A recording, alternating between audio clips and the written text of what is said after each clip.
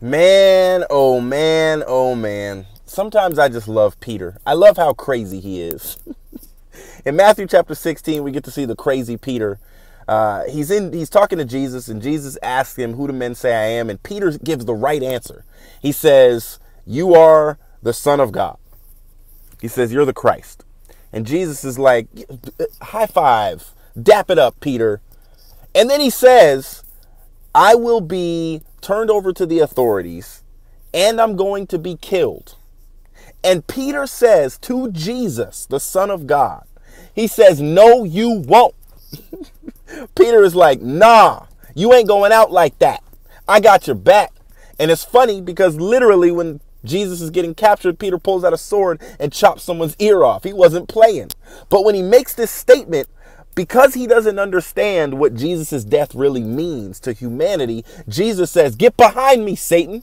And he basically calls him the devil because of the statement Peter's making. And what he's alluding to is that Peter wants to save Jesus' life, not realizing that sometimes putting your life at risk is exactly what you have to do for the sake of the gospel. Sometimes you got to give something up. And even though it doesn't make sense, it's counterintuitive, it's the right thing to do. And Jesus says in a few more verses, he alludes to it. He makes it clear when he says, "He who desires to save his life will lose it. But he who gives up his life for my sake will find it." And basically what Jesus is saying is you got to give up your right to yourself. You know, humanity is going to tell you that preserving your life and living for as long as possible, and while you're living for as long as possible, get as much as you can. That is the sole goal of living. That is the sole goal of life, to live as long as you can, to live forever, to find the Holy Grail, to do all you can to preserve yourself and protect yourself. And what that'll do is that will make sure you do things like Peter. It'll protect you from going to the right places, from being in the right place at the right time, and from going where God has called you to be. Give up your right to yourself. Let go and let God.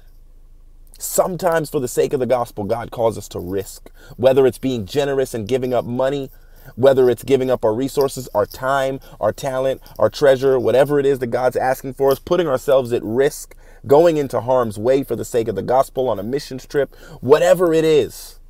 If God has called you to it, he'll get you through it. And if you don't get through it and you end up in heaven,